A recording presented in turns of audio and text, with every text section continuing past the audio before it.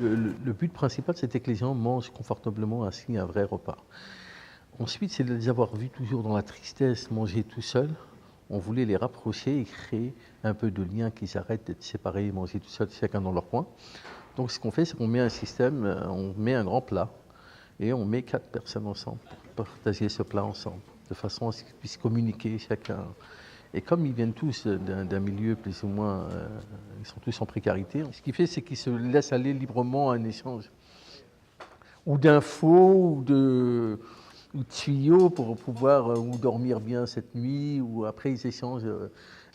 Parce que la précarité, ça crée l'isolement, et l'isolement, ça crée la déchéance. Et nous, ce qu'on veut, c'est les reforcer, qui se retrouvent un peu entre eux et qui retrouvent un peu de dignité et qu'ils arrêtent un peu de se sentir tout seuls. Ça va, Rachid? Comment tu vas, toi? Oh, mon cher ami. Tu vas bien, mon frère? Ah, ça va. Assieds-toi.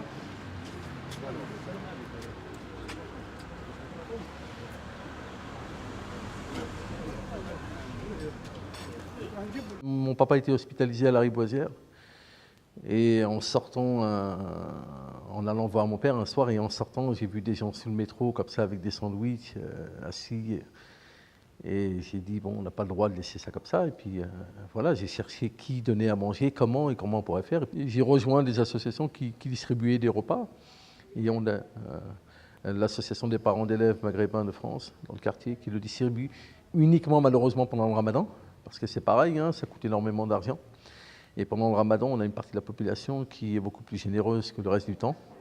Donc c'est un mois de partage, donc ils donnent beaucoup plus. Et ce mois-là, voilà, chaque année, depuis 15 ans, je distribue des repas gratuits. Parfois, on s'associe à des structures qui distribuent, on apporte nos compétences et notre savoir-faire au niveau de la distribution. Nos relations avec les commerçants et les donateurs. Donc on va voir les gens, on récolte un peu la nourriture ou les fonds pour pouvoir le permettre. Du fait qu'on n'ait pas de locaux, on emprunte parfois un local, mais depuis qu'on existe, depuis la création de la table ouverte en 2009, on distribue des repas en fonction naturellement des dons qu'on reçoit, alimentaires ou numéraires.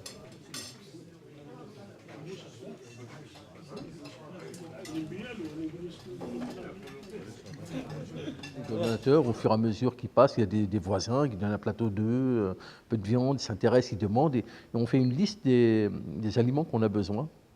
Et chaque personne qui en prend connaissance apporte, en fonction de ses moyens, sa contribution. On se permet de lancer l'information 2 jours avant, maximum, voire la veille, pour ne pas être inondé. Il faut savoir qu'il y a une réelle demande, il y a une réelle misère dans le 18e.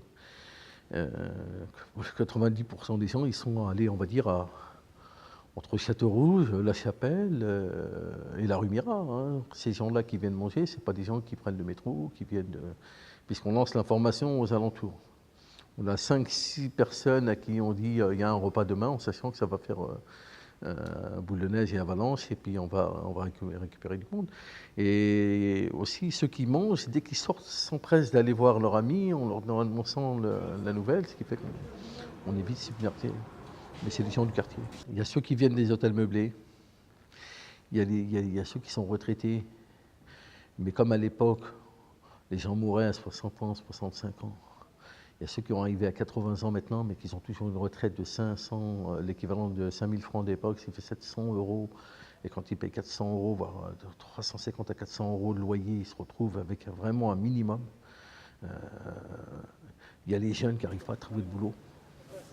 Il y a ceux qui sont arrivés, qui sont montés sur Paris, qui sont venus direct dans le quartier comme leurs ancêtres.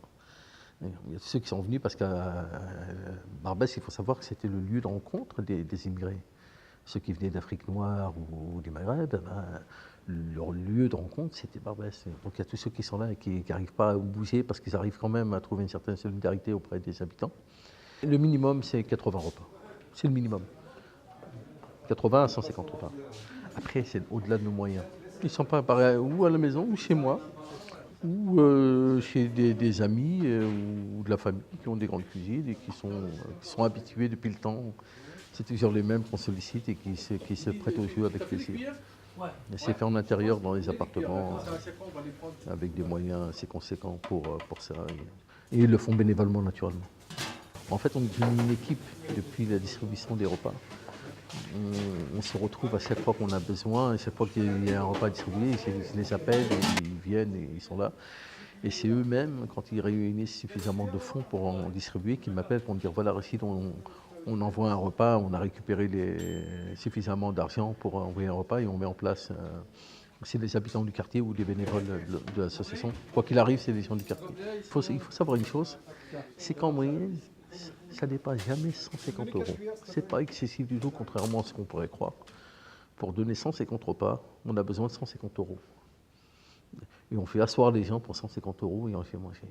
Alors quand vous avez 10 donateurs qui donnent 15 €, 15 €, 15 €, c'est pas excessif.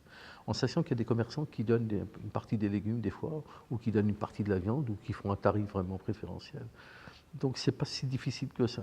Le plus difficile, c'est d'arriver à trouver les familles disponibles ce jour-là pour le faire. C'est pour ça qu'on le fait une fois par mois. Ou avoir un local qui nous permette de le faire, qu'il n'y a pas d'autre occupation et qui nous laisse le champ libre. Mais c'est pas excessif